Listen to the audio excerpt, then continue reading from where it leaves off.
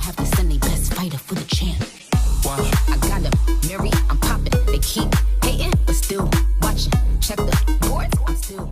Hello, my name is Crystal. If you've watched more than one video, go ahead and smash that subscribe button. We'd love to have you as part of the family. Now let's help you get a takedown during your next time live rolling. The first problem when you try to get a double leg live is it will feel like it's just never the right time to jump in. You're like a double Dutch player, just never getting the right timing. If you feel like this, then you don't need to work on your double leg. You actually need a great setup, and this setup is bread and butter, my friends. No matter what stance you have, reach with your rear hand, reach with the two. If you are in MMA, this will also set you up to do a shot setup flurry where you do a 1-2 and then you double leg off the two. If it's jiu-jitsu, then you can just double leg using your rear hand to touch their forehead. The defense to a double leg is a sprawl. So you can see him sprawling his feet out right here. Having your feet flat will help you slide backwards. Counter to the sprawl is a peek out.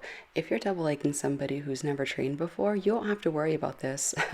But if they have skill, they will sprawl. And if they are trying to control your peek out, what you can do if your peek out is not working is switch to something else. The next order of operations that I like to go to is trying to get my head out and recover guard. So by doing this, you can sit on your butt, you can use one of your feet to hook their legs and to use that foot to pry your head out, and you can either recover guard, or in this instance I go for a double leg and then do a cut across pass and then do a knee over to gain mount.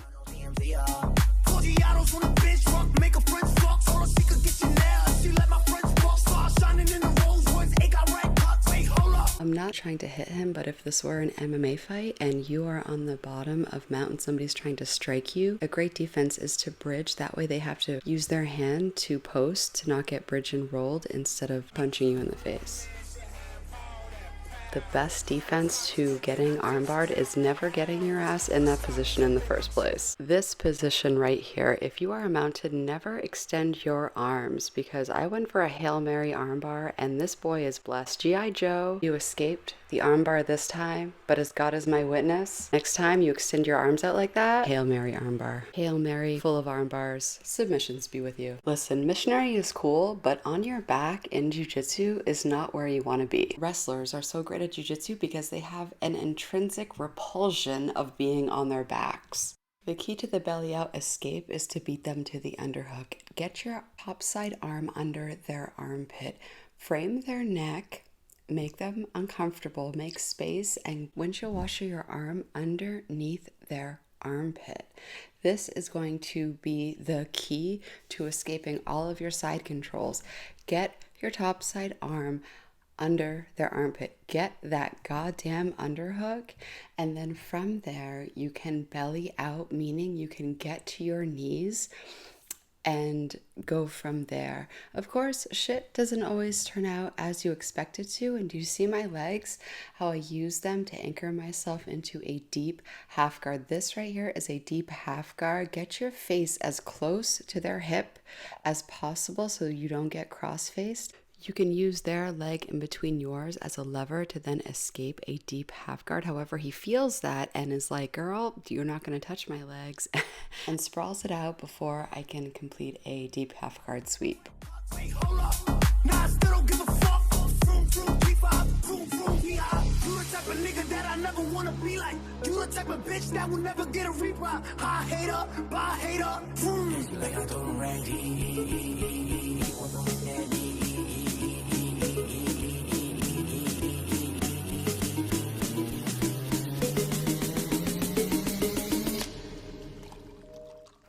Listen, if a white belt has my back and we get out of frame, you best believe we're going to get back in frame. And when I ask him to get back in frame, he asks me, what's that body triangle that you put on me? A triangle during a rear naked choke is very effective because you can extend your hips during the body lock triangle and make the rear naked choke more effective. However, they will try to hip out like I'm doing right here in order to attack your feet. And what you must do is you must rearrange this body lock triangle to have the locking end on the top side. That way you decrease your risk of getting attacked.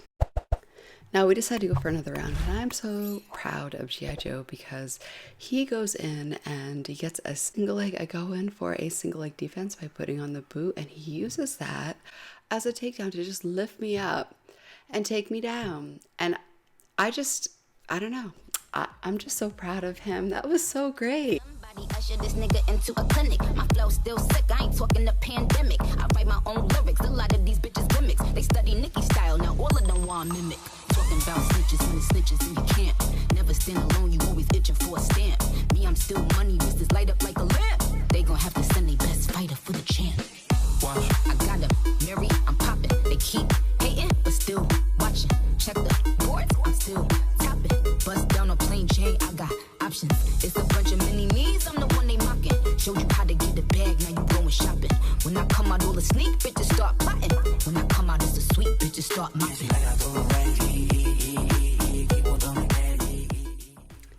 So G.I. Joe is trying to do a arm triangle from inside guard, which you have to be in a mount position in order to do this. So I use this as an opportunity to then treat it like as if I am in a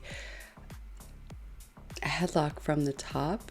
So all you have to do is just escape your head, and then you have their back. So this is actually a great self-defense escape because people try to put you in a headlock that's actually going to do something when you can just take their back. I'm doing the crucifix, which you've seen in my other videos.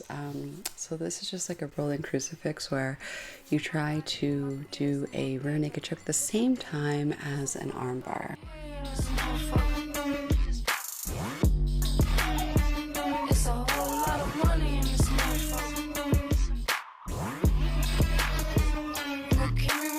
Shit, that bullshit get old. It'll keep me run no hoe shit, these hoes get too bold. I'm allergic to that no shit, my wrist game on cold. I put on my jewelry just to go to the bodega. And I keep it with me just so that I'm feeling safer. Fendi on my body, but my feet is in bodega. Bitch, I'm getting money, give a fuck about it. So G.I. Joe is obviously fighting for his life, and he does a very good job of fighting for it. If somebody ever has your back, the key thing that you want to do here is if you turn to your knees, they could flatten you out. But I love this picture. It's like Friends of Jiu-Jitsu, you know? I'm gripping his chin while he's trying to pull me off of him. But you really want to turn, and, you know, a great way to end somebody being on your back is to be inside their guard, to turn it around like that. And he did such a great job of doing that. And now the round is over. Thank you so much for watching. If you have learned something, I welcome you to the family, so you know we can keep in contact and we can be friends. All right, this right here is actually what I wanted to talk about with you the most. This is the number one white belt mistake that I have experienced and that I see. When you first are a white belt, and even in your journey of jiu-jitsu, when it's time to roll or it's time to practice something new, there is something inside of you that is going to be afraid to fail. This could be from years of conditioning of like, this is not the right answer, you suck, from like, you know, elementary school. Jiu-jitsu has taught me that the only way to succeed is to fail. I must fail in order to succeed. The more comfortable I am with failing, excuse my French, I don't give a fuck if a white belt submits me, if I'm trying something new, if I'm leaving myself vulnerable, if I'm trying to do something. That's very important, because if your goal is to just never get submitted, then it's very difficult to grow and try new things, because you're always going to try to do your A game because you're so afraid of being submitted. The biggest mistake that I made as a white belt is being afraid of losing. You have to lose in order to learn. This is how you get better in jiu-jitsu and how you just get better in life. All right, I love you. Thank you for watching, and until next time.